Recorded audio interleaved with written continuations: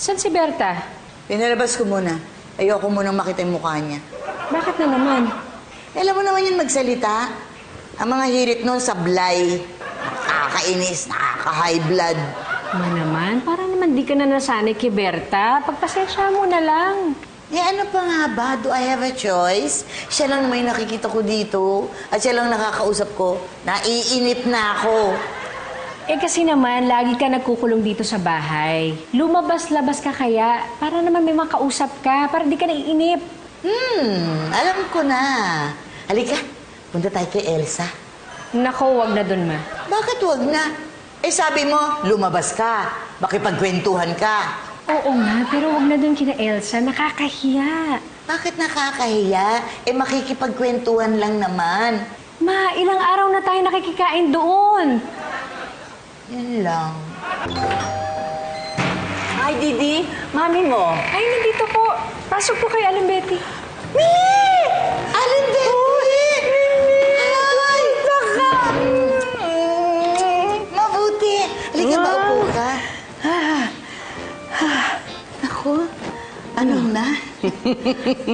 Long time no see, ha? Oo. Kumusta ka na? Ang alam ko, di ba nasa Amerika ka? Oo. Dinala ko yung anak ko doon. Oh, akala ko doon ka na nakatira. Hindi. 6 months lang Dahil ang tagal mong nawala dito eh. 6 months lang ako doon. Naku, kumusta naman? Mukhang healthy naman kayo. Hindi. Paminsan-minsan may nararamdaman na rin ako eh. Kaya nang dieta ako. Ayaw mo ng diet. O ikaw? Dieta ka rin? Nagdidieta din. That's good. Pero wala akong sakit. Good. Yun nga sinasabi ko palagi sa anak ko eh. Mabuta na yung nagda-diet ka kaysa magkasakit ka. Di ba? Di ba isa lang po yung anak ninyo? Oo, yun ang nasa States. Dinadalaw-dalaw ko siya eh. Kasi alam mo, nalulungkot ako, mag-isa lang ako rito eh. Naiinip ako eh. Ay, oo nga po. Eh, kapag nainip po kayo, pasyal-pasyal lang kayo dito sa amin. Huwag naman, nakakahiya naman eh. Nakakaabala pa ako sa inyo. Naku, hindi po. Okay lang po yun. O sige, tatandaan ko yan ha. Sige, gagawin ko yan. Sige, mauna na ako, baka nakakaabala ako sa inyo. Parang may nakalimutan kasi yata ako sa bahay eh. Sige ha. Teka, Alan Betty, parang may nakalimutan ka nga talaga. Ano yun? Di ba galing ka Amerika? Oo. Hindi ka nagdala ng chocolate? Ay, oo nga. Pero meron ako sa bahay, dadaling ko rito. Sandali, akala ko nagda-diet ka. Ay, hindi para sa akin. Sa kanya. Hindi siya nagda-diet.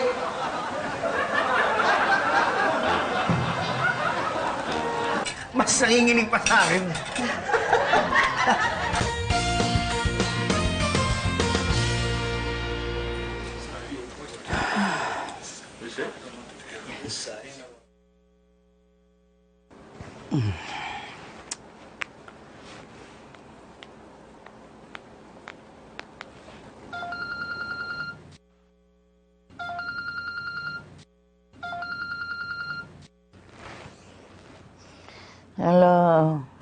Hello. Hello, Mimi. Alan Betty? Pasensya ka na, ha? Kasi, tulog ka na ba? Opo. Stress na po ng umaga eh. Naku, I'm sorry, Mimi. Kasi hindi ako makatulog eh. May jet lag pa kasi ako. Kasi sa Amerika, alas 3 ng hapon ngayon. Kaya eto, naku, dilat na dilat ako. Hindi ako makatulog eh. Pilipinas po ito. Alam ko, kaya pasensya ka na. Mimi, pwede ba akong pumunta dyan? Opo, bukas. Bukas po. Hindi, ngayon na. Ngayon? Aling Betty, antok na antok pa po ako eh. Umaga po eh, alas 3 na po eh. Ako, sayang naman eh. Kasi dami-dami itong tsokolating pasalubong sa inyo. Dadaling ko sana eh. Pasalubong? Sige po, punta na kayo ngayon. Talaga? Thank you, ha? I'll see you. Bye-bye. Yun na nga. Mula naging permanente ang anak ko doon sa New York, siyempre mag-isa na lang ako sa buhay, sa bahay. Pero alam mo, natutuwa naman ako dahil mabait yung napangasawa niya. Magandang trabaho. Saka let's face it, maganda naman sa New York, di ba? Maganda. Alam mo, wala siyang kilala doon sa New York, kaya takot na takot siyang pumunta ron. Pero pigit mata siyang tumuloy. Pigit. Kaya nga sinabi ko sa kanya, na baka makakuha siya ng trabaho na hindi base doon sa pinag-aralan niya. Baka mamatay siya. Dilat. Dilat. Teka muna, teka. Baka makalimutan ko. Pakita ko sa'yo ang picture ng apo ko, ha? Ayan. Ito, tingnan mo. Cute ng apo ko. Tingnan mo, oh.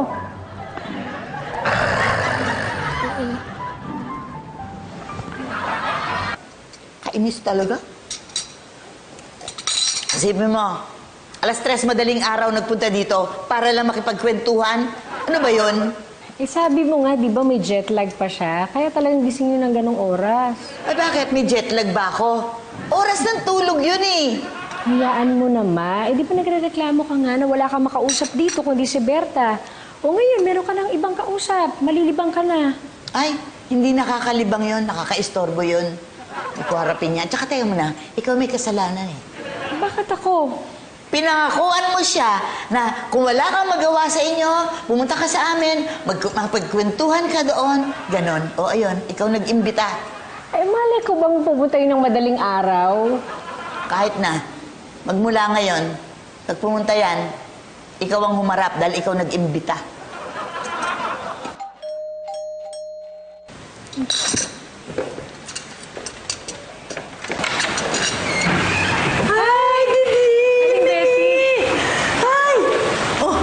Narito yung mga pasalubong ko sa inyo. Mga tsokolate at mga kung ano-ano pa. Oo. Mga chocolates? Uy, naku! Thank you! Thank you! Ayan, no? Ay, ang dami nito. Ang dami yan, sasarap. Mahal yan, Ay. expensive.